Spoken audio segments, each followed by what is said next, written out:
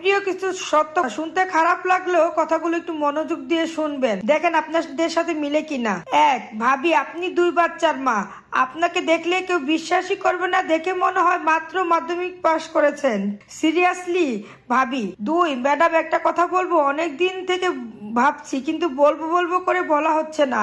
আপনি এমনিতেই সুন্দর, কিন্তু নাকের পাশের তিলটা আপনাকে একদম পরি বানিয়ে দিয়েছে, এত সুন্দর, জাস্ট অসাধারণ লাগে। 3, মন খারাপ কেন ভাবি? ঝগড়া টগড়া করলেন নাকি? আপনার মতো এরকম একটা মানুষের সাথে ঝগড়া করা যায়? বিশ্বাসই হচ্ছে না আমার। 4, একটা কথা বলি আপু, কিছু মনে করবেন না তো? আপনার কণ্ঠটা এত সুন্দর, কোন প্রিয় গান বারবার শুনলেও যেমন বিরক্ত লাগে না আমার, আপনার কথাবার্তার স্টাইল এরকম টানা 24 ঘন্টা শুনলেও বোরিং লাগবে না আমার, কখনোই না। 5, আপনি যা ইচ্ছা মনে করতে পারেন, আজ থেকে আপনাকে আর আন্টি ডাকবো না, বলে দিচ্ছি। দেখলে মনে হয় আবার বিয়ে দেওয়া যাবে, আর আপনাকে ডাকবো আন্টি, না আর না। 6, একটা কথা বলবো, নীল শাড়িতে আপনাকে দারুণ মানিয়েছে। না না, তেল দিচ্ছি না, সত্যি বলছি, সত্যি অনেকটা কোয়েল মল্লিকের মতো লাগে আপনাকে দেখতে, আয়নার সামনে দাঁড়িয়ে দেখবেন ভাবি। 7, জন্মদিনে এবার কি কি করলেন আপনারা?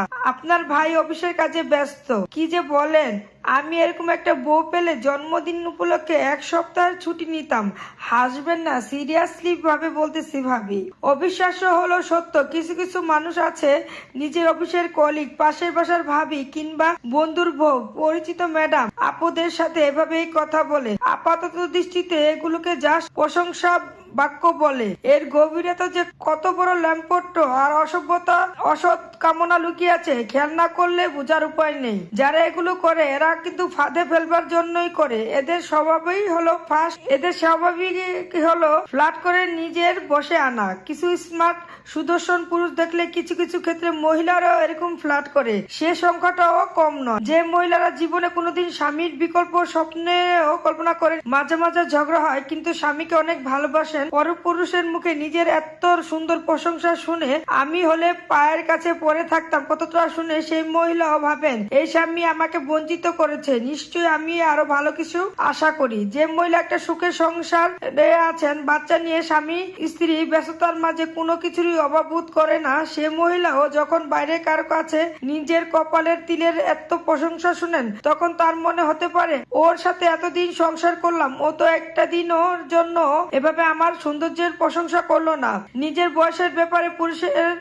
বয়সের ব্যাপারে বাইরের পুরুষের প্রশংসা শুনে মহিলা বারবার আয়নার সামনে নিজের চেহারা দেখেন, ভাবতে থাকেন, হ্যাঁ আমি তো সুন্দরী, আর এই পুরুষটাই আমার এই সৌন্দর্যের মূল্যায়ন করলো।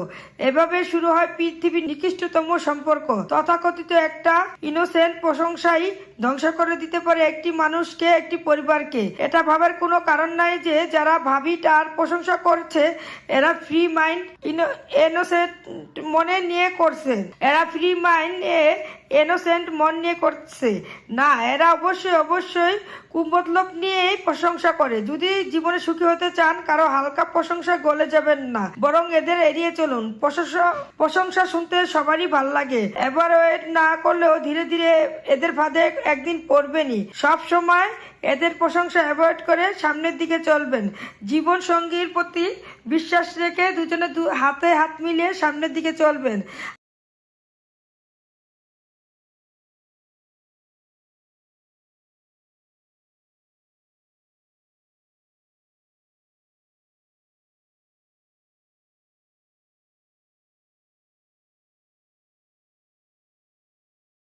আমার ভিডিও যদি ভালো লাগে লাইক কমেন্ট শেয়ার করবেন। আল্লাহ হাফেজ।